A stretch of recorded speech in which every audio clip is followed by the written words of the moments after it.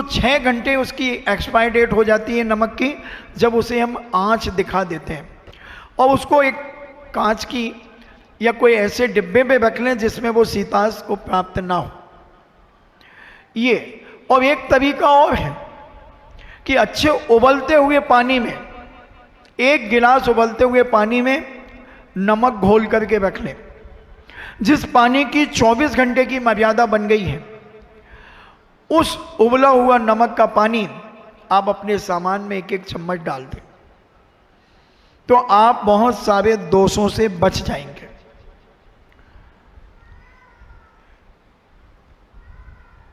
कपड़े से छनी हुई पानी आदि की मर्यादा हमने आपको बताई।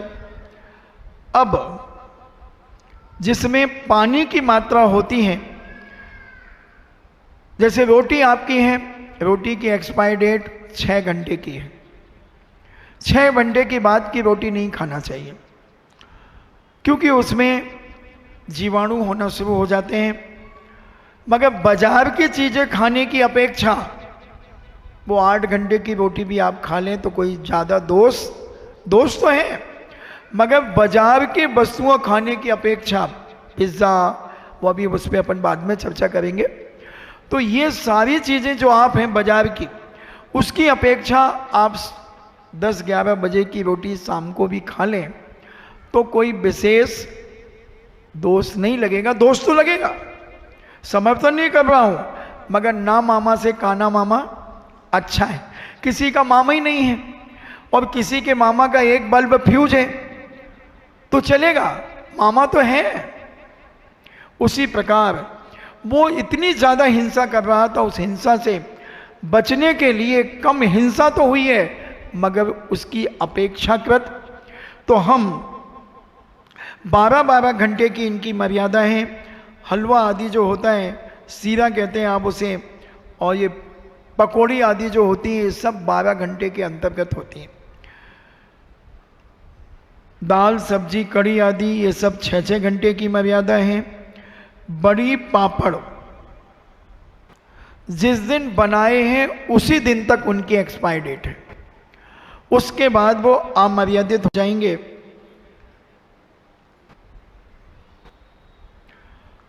तो ये हमने आपको खाने की चीज़ें बताई, इनको आप समझें, जो आपके रोज़मर्रा में आती हैं, रोज़ काम में आती हैं, इनका ध्यान रखें। सबसे पहले जो अपने आप को कहता है कि मैं अहिंसक हूँ, मैं शाकाहारी हूँ, उस व्यक्ति को पहले अपने घर की भोजन की थाली को शुद्ध करना चाहिए।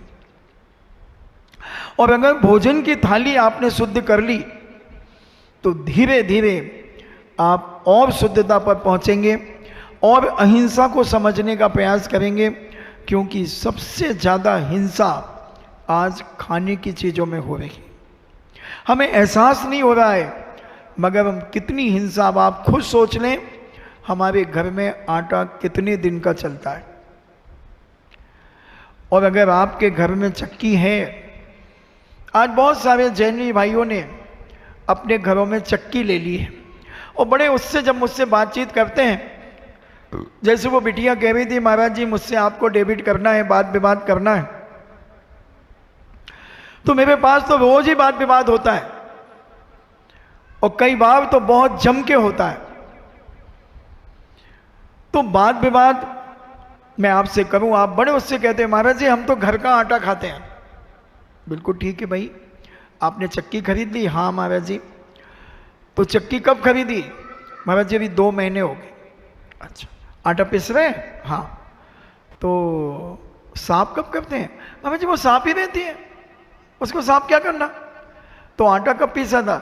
महाराज जी जिस दिन चक्की आई थी उसी दिन उद्घाटन किया था, और अभी उसके बाद महाराज जी जब जरूरत पड़ती जब पीस लेते हैं।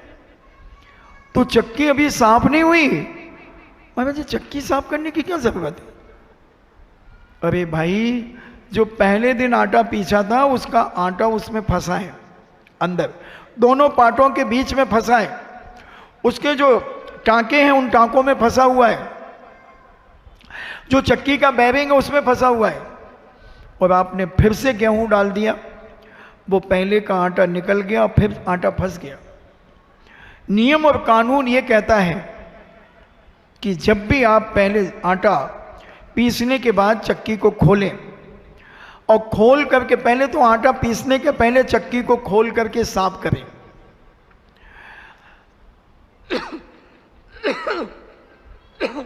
चक्की को साफ करें और फिर आटा पीसने के बाद चक्की को पुनः साफ करके उसका एक कवर बनाएं, वो ढाक लें। छोटी सी चक्की होती है 2-2.5 फुट की, वो करें।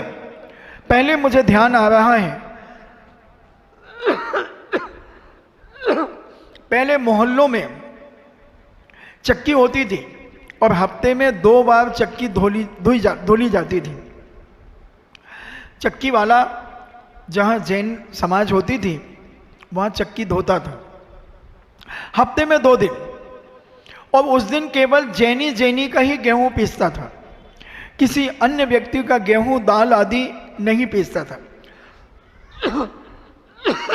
क्योंकि वो जानता था कि जैनियों के यहाँ धुला हुआ गेहूं होता है और हम किसी और का पीस देंगे तो वो बिना धुला गेहूं होगा। 24 घंटे 30 घंटे तक वो जैनियों का ही गेहूं पीसता था, फिर अपनी चक्की साफ करके फिर पीसता था, और उसमें हफ्ते में 2 दिन उसने फिक्स किए थे, तो फिर चक्की धोता था। मैंने 2-3 दिन में चक्की धोता था। और पिसता था। जब लोगों के घरों में चक्कियां नहीं थी तो चक्की को धो करके, सुखा करके, साफ करके ही आटा पीसें। पहले का आटा अगर उसमें पहले का कनेक्शन जुड़ा रहेगा तो आपका आटा पीसने का कोई मतलब नहीं रहा, उसमें आपने पुराना आटा मिल गया जिसमें असंख्यात जीव इकट्ठे हो चुके थे। मुझे 85 की एक घटना याद आती है। चौका लग रहा था और कहा कि कल चौका नहीं लगेगा। मैंने कहा क्यों नहीं लगेगा? बोले आटा कम पड़ जाएगा। तो हमने कहा पीस लो। बोले लाइट गोल है। तो हमने कहा हाथ की चक्की से पीस लो। वाह, हाथ की चक्की से पीस लो। हमने दिक्कत क्या हो रही है, पीसो। बोले नहीं, एक दिन नहीं लगेगा तो क्या हुआ? अबे हमने कहा क्या हुआ? पता नहीं क्या क्या हो जाएगा एक दिन नहीं लगा तो हमने कहा ऐसा करो, चक्की जाके साफ करो, मैं पीसूंगा। 85 की बात है, आहार जी की।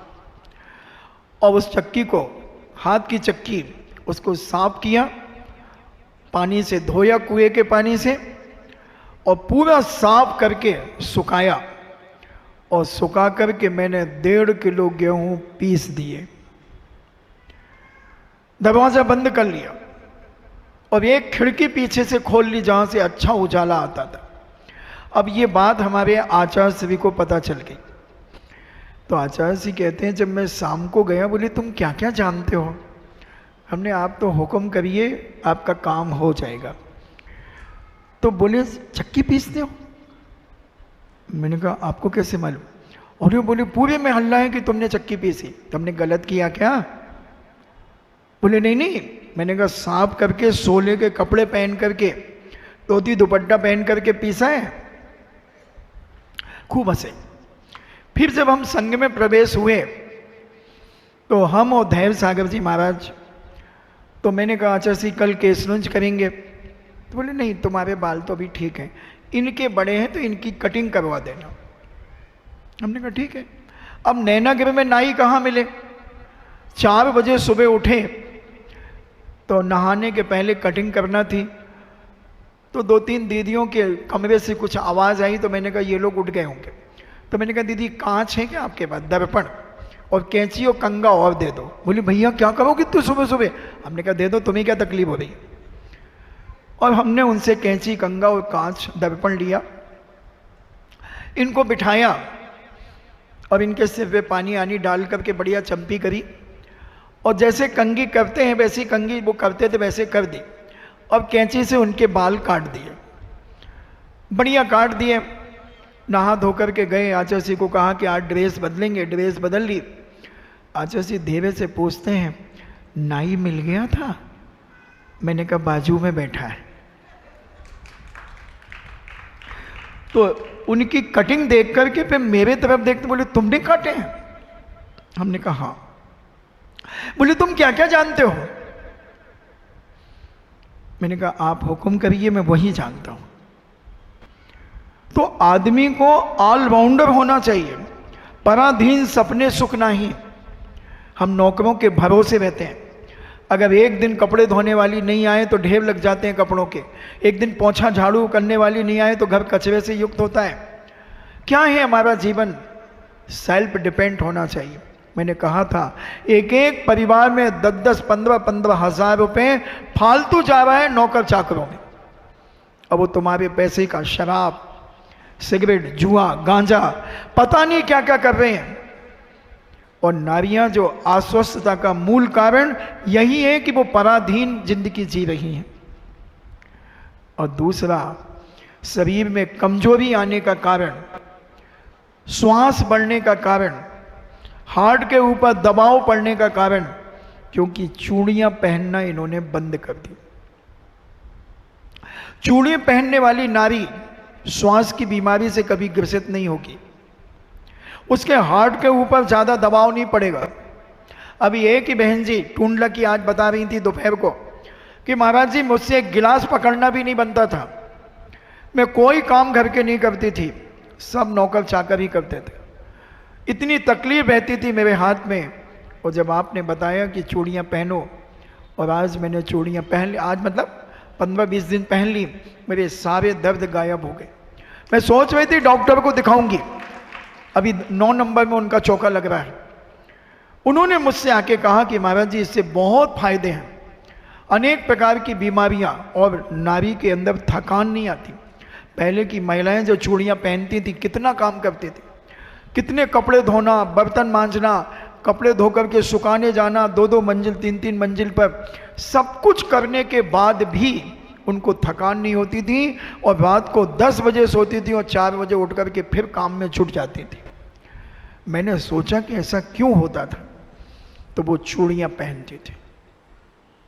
चूड़ियों से पूरे इधर की नसों की एक्सरसाइज होती है, मानसिक संतुलन बहुत अच्छा रहता है उस नारी का जो चूड़ियां पहनती है। ये मेडिकल तुम्हारे वैज्ञानिकों ने भी इसका सिद्ध कर दिया कि चूड़ियों के बहुत सारे वैज्ञानिक फायदे हैं। नकारात्मक ऊर्जा घर की निकलती है। हमने बहुत पहले कहा था कि आपके घरों में चाइनीज एक घंटी लगवाता है, बिन चाइन क्या बोलते हैं उसको, एक घंटी लगाता कि वो हवा में बजेगी और आपके घर की निगेटिव ऊर्जा बाहर जाएगी। तो हमने कहा कि हम उसे क्यों मांस खाने के लिए पैसे दें, वो शराब पिए, मांस खाए, दुनिया की हिंसा की चीज़ों का ग्रहण करे। अगर हमारी बहू बेटियां, हमारी माताएं अगर चूड़ियां पहन लेती हैं तो जिस कमरे में जाएंगे उस कमरे में उसकी आवाज़, हाथ पैर ऊंचे करेंगे उनकी आवाज़ गूंजेगी, निगेटिव ऊर्जा बाहर जाएगी, पॉजिटिव अंदर आएगी।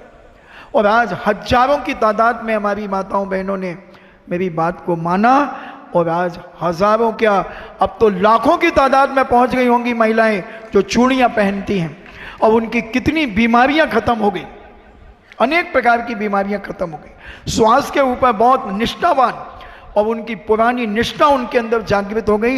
एक घर के प्रति बहुमान उनका जागृत हो गया कि हमारे कर्तव्य क्या है।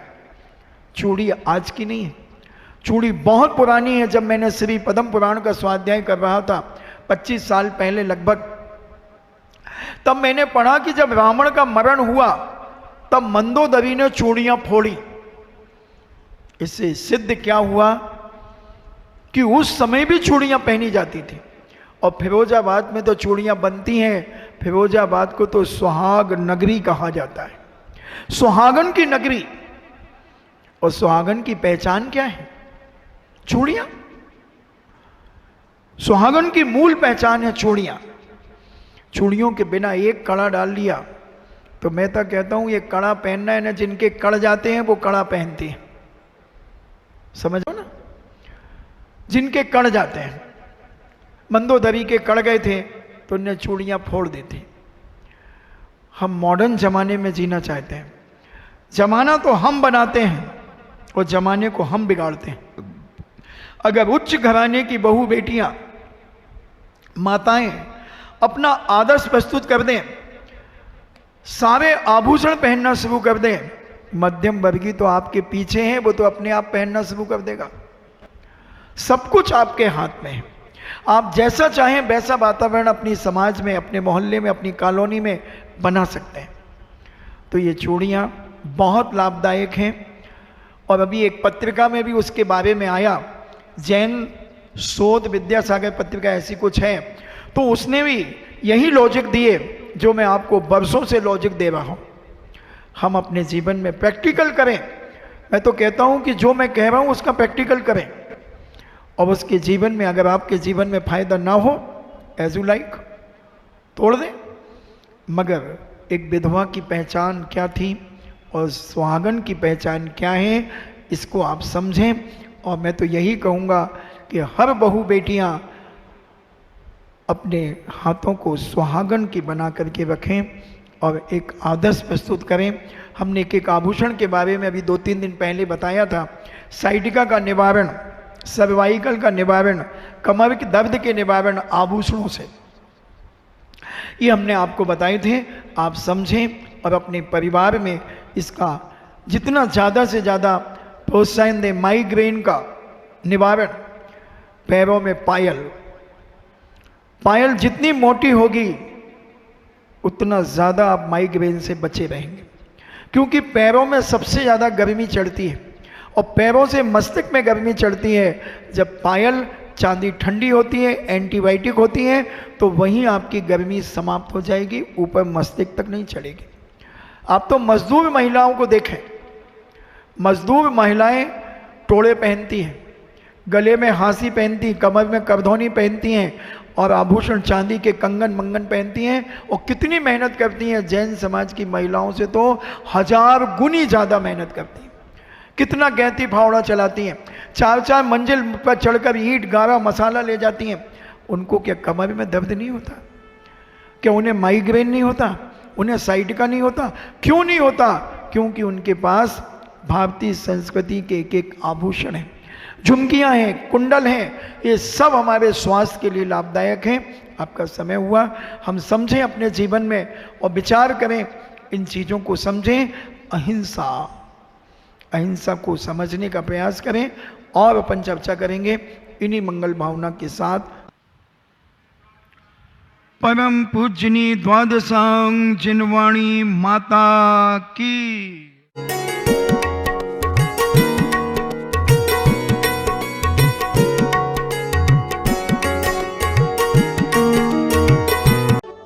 इस कार्यक्रम के पुण्यार्जक थे गुरु भक्त परिवार भारत।